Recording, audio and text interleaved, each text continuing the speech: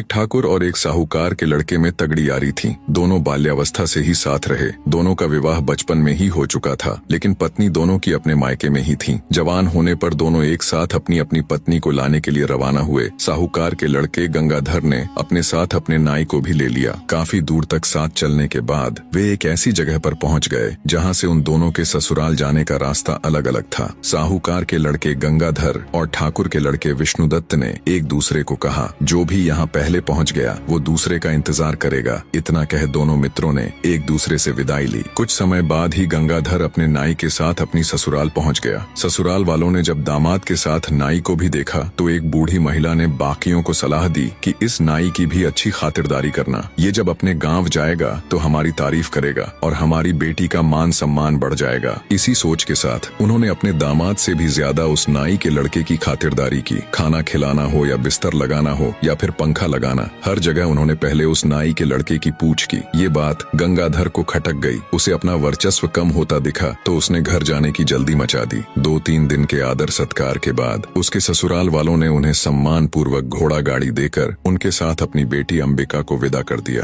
रास्ते में नाई गंगाधर के ससुराल वालों की तारीफ करते हुए बोले जा रहा था कि उसके ससुराल वालों ने तो अपने दामाद से भी ज्यादा खातिरदारी मेरी की है। नाई की बातों ने आग में घी का काम किया। पहले से ही गुस्से से भरा पड़ा गंगाधर उसकी बात से और तुनक गया। उसने अपनी पत्नी और नाई को वहीं रास्ते में छोड़ दिया और खुद अकेला ही अपने घर की तरफ निकल पड़ा। उसकी नव विवाहिता पत्नी अंबिका बेचारी ठगी सी उसे देखती रह गई। गंगाधर के जाने के बाद नाई भी मौका देख अपने गांव की राह पकड़ गया। नव विवाहिता अंबिका पर तो जैसे दुखों का पहाड़ टूट पड़ा। दुखी हृदय के साथ उसने हिम्मत कर वापस घर जाने का फैसला किया और घोड़े गाड़ी को घर की तरफ मोड़ दिया। पर होने को कुछ और ही मंजूर था। वो रास्ता भटक कर किसी अन्य नगर में पहुंच गई। नगर में घुसते ही एक मालिन का घर था। अंबिका ने उसे कुछ धन दिया और कुछ दिनों तक उसके साथ रहने के लिए उसे मना लिया। अंबिका मालिन के साथ उसके घर पर ही रहने लगी। वो मालिन वहाँ के राजा को फूलों की माला बनाकर पहुँचाया करती। अब अंबिका भी इस काम में उसकी मदद करने लगी। मालिन बगीचे से फूल चुन चुन कर लाती और अंबिका उनसे बहुत ही सुंदर और अलग तरह की मालाएं और गुलदस्ते बना देती, जिन्हें मालिन राजमहल तक पहुँचा देती। एक दिन राजा ने मालिन से पूछा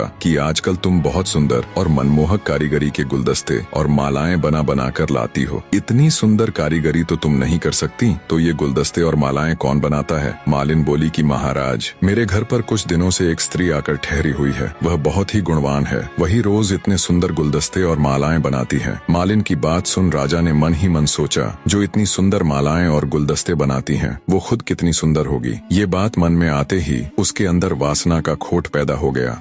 50 साल का वासना से लिप्त राजा मालिन से बोला, तुम अभी अपने घर जाओ और उस स्त्री को मेरे सामने हाजिर करो। मालिन अंबिका के पास गई और उसे राजा भानु प्रताप का हुक्म सुनाया। अंबिका ने ये कहते हुए मना कर दिया कि मेरा राजा के पास क्या काम, पर मालिन थोड़े ही न राजा के हुक्म को फेर सकती थी। वो कह सुनकर विनती करके अंबिका को राजमहल ले गई। जब राजा ने अंबिका के रूप और सौंदर्य को देखा तो वो उस पर मोहित हो गया। उसकी कोई भी रानी इतनी सुंदर और गुणवान नहीं थी। राजा ने तुरंत अंबिका को अपने महल में भिजवाने का हुक्म दे दिया। अंबिका ने विनती करते हुए राजा से कहा, हे राजन, आप तो इस नगर के मालिक हो। इस नाते से आप तो मेरे पिता के समान हुए, फिर आप मुझे अपने महल में कैसे रख सकते हैं? राजा भानु प्रताप बोला, तुम हमारे नगर की नहीं हो, इसीलिए हम तुम्हारे पिता नहीं हो सकते। तुम्हें हमारे महल में रहना ही पड़ेगा। जब बहुत समझाने पर भी राजा भानु प्रताप नहीं माना तो अंबिका ने कहा कि महाराज, मैं एक विवाहिता हूँ। मेरे पति ने मेरा त्याग कर दिया था। एक विवाहिता स्त्री के साथ रहने से आपको भी पाप लगेगा। आप मुझे 6 माह का समय दे दीजिए। यदि इस बीच मेरा पति मुझे लेने नहीं आया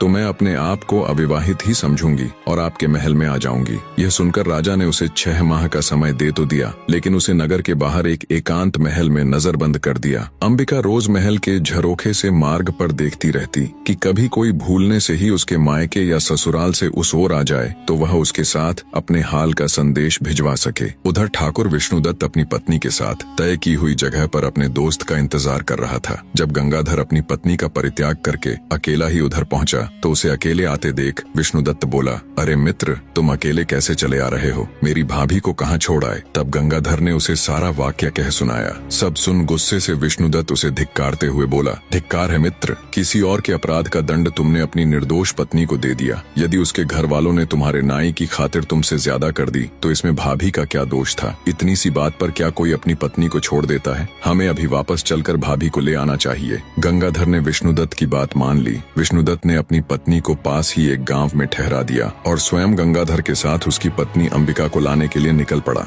गंगाधर ने अपनी ससुराल में लोगों से पता किया तो उसे मालूम हुआ कि उसकी पत्नी अपने मायके नहीं पहुंची थी। ससुराल में ना जाकर वो वहीं से विष्णुदत्त के साथ अंबिका की तलाश में निकल पड़ा। ढूंढते ढूंढते वे दोनों भी उसी नगर में पहुंच गए। अंबिका ने जब महल के झरोखे से उन्हें आते देखा तो तुरंत उसने अपने पति को पहचान लिया और महल के सेवकों से कहकर उन्हें महल में बुला लिया। महल में पहुंचने पर विष्णुदत्त ने अंबिका को अपना परिचय दिया और कहा, भाभी, मेरे मित्र से गुस्से में आपको छोड़ने का अपराध हो गया। वह अपनी करनी पर शर्मिंदा है। अब आप भी बीती बातें भूल जाओ और हमारे साथ अपने घर चलो। गंगाधर ने भी अंबिका से माफी मांगी और चलने के लिए कहा। तब अंबिका ने उन दोनों को अपने साथ घटी सारी बातें विस्तार से बताई और कहा कि पहले हम दोनों को राजा के सामने जाकर उनसे आज्ञा लेनी होगी। वे दोनों राजा के सामने गए। अंबिका ने राजा से कहा कि महाराज, मेरे पति मुझे लेने के लिए आ गए हैं, इसलिए कृपया अब आप हमें जाने की इजाजत दे दीजिए। राजा ने भी अपने वचन का पालन करते हुए अंबिका को अपने पति के साथ जाने की अनुमति दे दी। वे तीनों वहां से निकल पड़े।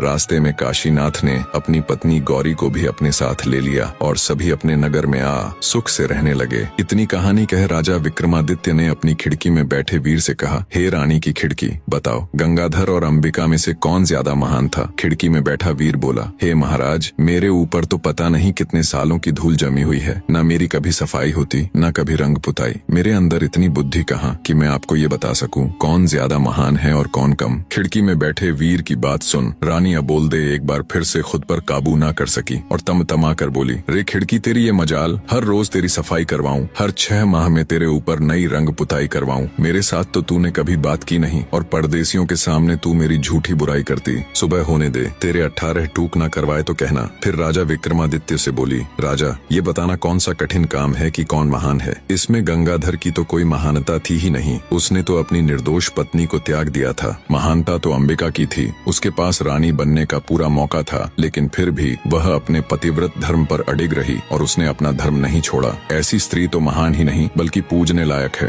राजा विक्रमादित्य ने शरारती मुस्कान के साथ रानी की तरफ देखते हुए कहा, आपने बिल्कुल सही कहा रानी, मैं तो आपका कायल हो गया। फिर राजा विक्रमादित्य ने ढोल वाले से कहा, मार रे ढोलिया ढोल को डंका। रानी अबोलदे तीसरी बार बोली।